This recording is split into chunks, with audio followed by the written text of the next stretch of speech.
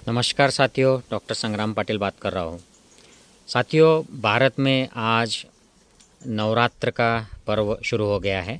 9 रातें होती है, यहाँ पर 9 उपवास किए जाते हैं और उसके बाद में 10वां दिन आता है। ये विजय का उत्सव मनाया जाता है जिसे विजयादशमी कहते हैं। तो इसके पीछे की मूल कथा क्या है और ये क्यों बदल गई है, हम क्यों इस तरह से मनाते हैं जिस तरह से आज मनाई जाती है, इसके बारे में मैं संक्षिप्त में इस वीडियो में आपसे बात करूंगा। तो इसके लिए मैंने कुछ मुद्दे निकाले हैं कि एग्जैक्टली इस फेस्टिवल में क्या होता है। तो 9 दिन तक उपवास किया जाता है। 9 दिन तक 9 रातें देवी दुर्गा के अलग अलग अवतार के रूप में मनाए जाते हैं और 10वें दिन को विजय का उत्सव मनाया जाता है, जब रावण का एक 10 मुख वाला पुतला बनाया जाता है और उसको जलाया जाता है। और इसे यह मान्यता है कि ये 9 दिन जो है ये देवी के 9 अलग अलग अवतार के दिन है और ये देवी असुर जो है इस भारत के भूमि पर या पृथ्वी पर उनका नाश कर देती है और असत्य पर सत्य की विजय हो जाती है।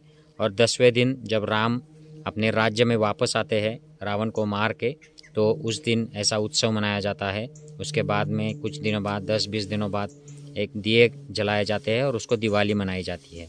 तो इस प्रकार की हम मान्यता रखते हैं। लेकिन ये जो मुद्दे मैंने आपसे कहे अब कि ये देवी जो बता रहे हैं इस उत्सव के बारे में, देवी इसकी एक कथा है।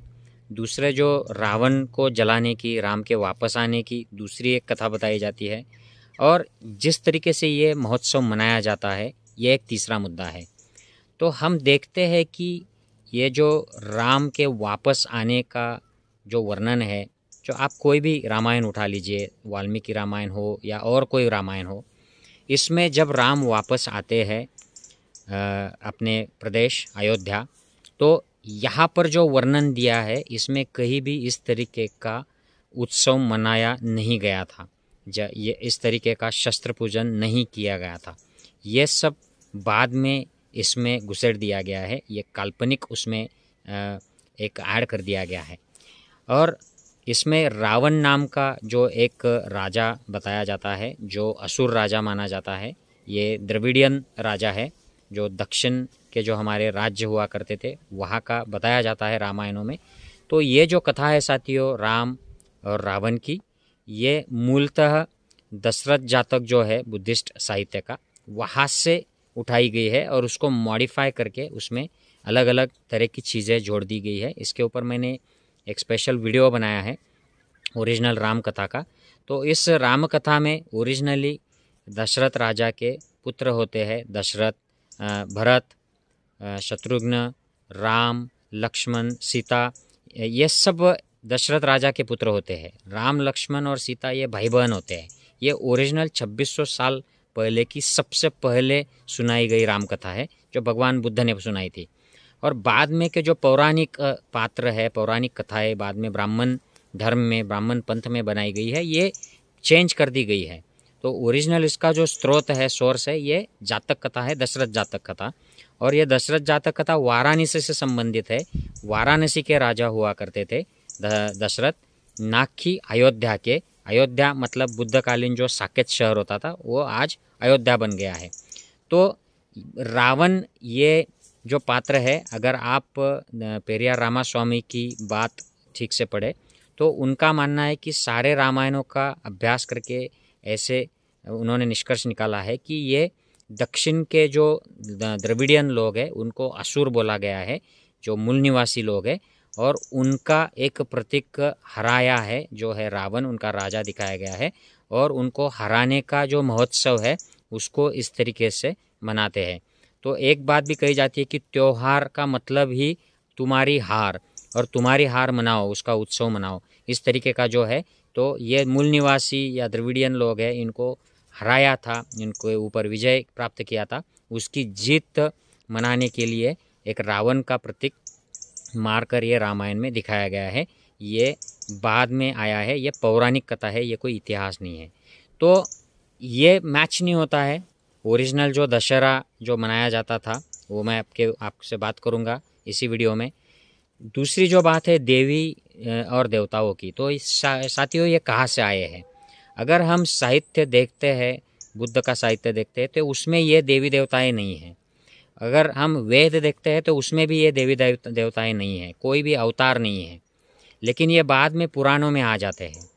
और ये देवी देवताओं का जो ओरिजिन अगर हम देखते हैं, हम साहित्य पढ़ते हैं, फाहिन का, युआनत्सांग का, या इत्सिन का, या अलबरनी का भारत जो नाम की जो किताब है, एक अरब राइटर ने लिखी थी, या इंडिका मेगास्थेनिस की, इनमें हम देखते हैं कि ये देवी देवताओं का कंसेप्ट बुद्धा के टीचिंग के बाद उसके जो अलग अलग पंथ आए थे, उन पंथों ने, जो लोग बोधिसत्व थे, जो लोग ऊंची अवस्था को प्राप्त हो गए थे, अरहंत हो गए थे, उनको उद्देश्य करने के लिए, उनको एड्रेस करने के लिए देवी देवता ये कहना शुरू किया था। और बाद में एक प्रथा चली थी कि इन्हीं लोगों को जब वो मर जाते थे, चले जाते थे, तो उनको मूर्तियों में, प्रतिमाओं में स्थापित कर दिया जाता था, उनके मंदिर बनाए जाते थे, और उनका फिर उनके नाम से पूजन भी शुरू हो गया था। बाद में हम देखते हैं कि यही देवी देवताएं पुराणों में कथा के रूप में ब्राह्मण पंथ में प्रस्थापित हो गई, और वही चेंज होते होते आज तक के काल में चली आ रही है। यही बात अवतारों की है। जो कृष्ण का अवतार बताते हैं, वो भी मैंने उसके ऊपर एक वीडियो बनाया है। घत जातक कथा जो है बुद्धिस्ट साहित्य की, वो वहाँ से कृष्ण का अवतार आता है। दशरथ जातक कथा से राम का आता है। वैसे ही युधिष्ठिर, विदुर, ये सारे पात्र उन्हीं जातक कथाओं में के हैं। और वहाँ उस वक्त की जो प्रचलित देव देवियों की कथाएं थी, उनसे ये पात्र लिए जाते हैं। तो ये दुर्गा जो है देवी, ये इसका मतलब होता है दुर्ग, तपस्या करना, कठिन ऐसी तपस्या करके अपने नकारात्मकता पर विजय प्राप्त करना और एक प्रज्ञा का अभ्यास करना। वही कालिका का भी वही मीनिंग होता है। पहले तो वो होश खो देती है, अपने ही पति को मार देती है, फिर उसकी प्रज्ञा जागृत हो जाती है, फिर वो अपनी जीभ से वो सारा खून जो है वो ज़मीन पर नीचे नहीं गिरने देती है, जिससे और निगेटिविटी पैदा हो जाए। और उसके हाथ में त्रिशूल रहता है, देवियों के हाथ में, जिसका मतलब होता है त्रिरत्न, बुद्धम, जो कहते हैं हम बुद्ध, धम्म और संघ, ये जो त्रिरत्न है वो उसमें दिखाए जाते हैं। तो ये अलग अलग प्रतीकों के रूप में, संकेतों के रूप में ये सब आया है। तो ये इतिहास में तो है नहीं। युआनत्सांग ने कहीं पर भी इन देवियों का उल्लेख नहीं किया है, देवों का उल्लेख नहीं किया है। हालांकि वो कहते हैं देवी और देवों के मंदिर थे, लेकिन इस तरीके के उत्सव मनाने वाली कोई भी बात वो 16-17 साल भारत में रहे, उन्होंने कहीं पर भी नहीं देखी, अल्बेरुनी ने नहीं देखी। तो ये बहुत नई प्रथा रूढ़ी आई है। जैसे गणेशोत्सव आ गया है, ये तो लोकमान्य तिलक ने शुरू कर दिया गणेशोत्सव। उसके पहले तो बप्पा मंगल उत्सव हुआ करता था, इसमें कोई ऐसे गणेश की मूर्तियाँ नहीं बिठाई जाती थी। उसी तरह ये देवियों का उत्सव आ गया, उसी तरह ये दिवाली आ गई। तो ये पहले नहीं हुआ करता था, ये बहुत नई चीज़ है। तो क्या वर्णन मिलता है इस उत्सव के बारे में? तो साथियों, अगर हम बुद्ध साहित्य देखते हैं तो उसमें ये जो अश्विन मास का जो शुक्ल पक्ष होता है, इसमें एक बोधि पखवाड़ा मनाया जाता था। तो उस ये अश्विन महीने में सारे लोग, खास करके औरतें, यह 9 दिन तक उपवास करती थी, उपोषित करती थी। तो ये बड़ा सख्त उपोषित हुआ करता था, जिसमें अष्टशील का पालन किया जाता था। तो अष्टशील क्या होता है कि पंचशील जो नॉर्मल लोगों के लिए बताए जाते हैं कि झूठ नहीं बोलना है, नशा पता नहीं करना है, खून खराबा नहीं करना है, व्यभिचार नहीं करना है और कुछ चुराना नहीं है, उसको और 3 शील जोड़ दिए जाते हैं, जिसमें ऊंचे आसनों पर नहीं सोना है, आभूषण वगैरह जो कॉस्मेटिक्स हम करते हैं सजावट के, वो नहीं करना है, और हमको खाना मध्याह्न के बाद कुछ भी नहीं खाना है। तो ये जो चीज़ें हैं ये अष्टशील में आती है। तो ये क्यों करना है? क्योंकि इससे समाधि लगाना आसान हो जाता है। और समाधि क्यों लगानी है? क्योंकि हम प्रज्ञा का, सत्य का अभ्यास कर सकते हैं, साधना कर सकते हैं। तो अष्टशील की जो बात है कि मध्याह्न के बाद खाना नहीं है, उपवास करना है, हम सिर्फ यही बात को आज तक कैरी करते हुए आए हैं। बाकी सब हमने भुला दिया है। बाकी जो 7 शील है वो कुछ पालन नहीं होता है, सिर्फ एक उपवास, उसमें हम 9 दिन का उपवास करते हैं। और 10वां दिन जो है, ये 9 दिन तक हम क्या क्या करते हैं? तो हमारी जो अंदर की निगेटिविटी है उसको निकालते हैं, हमारे दुख के जो कारण है उनको हम उखाड़ फेंकते हैं।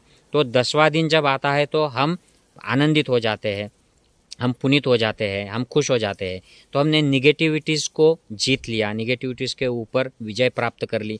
तो वो विजय का दशमी का दिन होता है, उसमें उत्सव मनाया जाता है। तो 9 दिन तक उपोषित और 10वें दिन विजय का उत्सव। ये प्रथा होती थी, ये सम्राट अशोक के भी पहले हुआ करती थी, उस वक्त ये चली आ रही थी।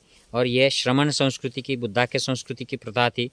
उसमें सम्राट अशोक का क्या रोल है कि सम्राट अशोक ने जब कलिंगा युद्ध जीत लिया और उसमें जो नरसंहार हो गया, उसके बाद में वो बड़ी सोच में पड़ गए। और उस वक्त उनकी मुलाकात एक बौद्ध भिक्षु से हो गई। उनका नाम था मोगली पुत्र तिस्स। और ये भिक्षु से उन्होंने उपदेश लिया और इस उपदेश से प्रभावित होकर वे बुद्धा के पथ पर चलने के लिए दीक्षित हो गए, उन्होंने दीक्षा ले ली। तो वो दीक्षा लेने का जो काम था वो इसी दशमी के दिन किया उन्होंने, क्योंकि ये उस वक्त भी पवित्र दिन माना जाता था। तो वो उस दिन से वो बुद्धा के टीचिंग्स में और ज़्यादा इंटरेस्ट लेने लग गए। पूरा भारत जो जिसे जम्बूद्वीप कहा जाता था, उसके वो चक्रवर्ती सम्राट थे। चक्रवर्ती का मतलब ही यही होता था कि ये सारे राजाओं के राजा है, ये एक बात है, लेकिन धर्म के हिसाब से, धम्म के हिसाब से राज करते हैं। तो शील का पालन करते हैं, धम्म का प्रचार करते हैं, प्रसार करते हैं। तो उन्होंने सारे जम्बूद्वीप में विजिट करके टूर्स किए। राजस्थान में जाकर उन्होंने 6 महीने तक वहाँ पर धम्म की शिक्षा ली। और अलग अलग जगह पर जहाँ पर बुद्ध ने उपदेश किए थे वहाँ जाकर और ज़्यादा ठीक तरीके से धम्म को समझा। और बुद्ध के 84,000 जो सूत्र थे, उपदेश थे, उनको रिप्रेजेंट करने के लिए 84,000 स्तूप बनवाए, शिलालेख बनवाए।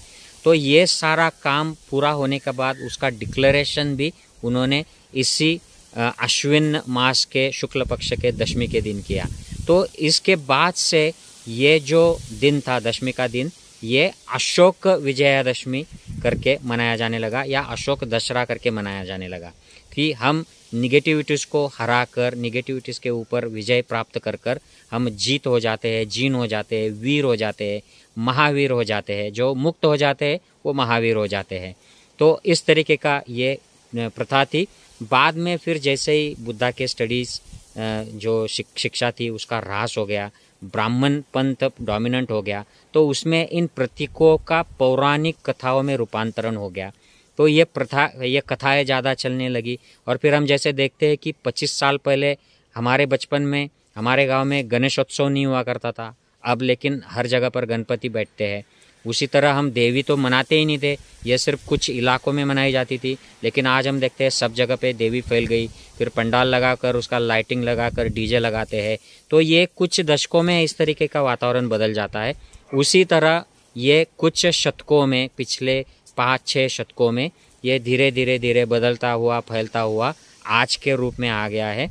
तो ये जो नवरात्र है साथियों, और ये जो उसके बाद में दशहरा आता है, इसका मीनिंग ये है कि हमें 9 रातों तक उपोषित करना है, 9 दिनों तक। उपोषित का मतलब यह है कि हमें अष्टशील का पालन करना है, समाधि लगानी है और प्रज्ञा का, यानी खुद के बारे में जो सच्चाई होती है उसका अभ्यास करना है। और इसके बाद हमें 10वें दिन उत्सव मनाना है, वो भी धर्म का, धम्म का ही उत्सव है, जिसमें शील समाधि प्रज्ञा में हमें पुष्ट होना है, स्थापित होना है, और उससे जो आनंद मिलता है उसको सब में बांटना है।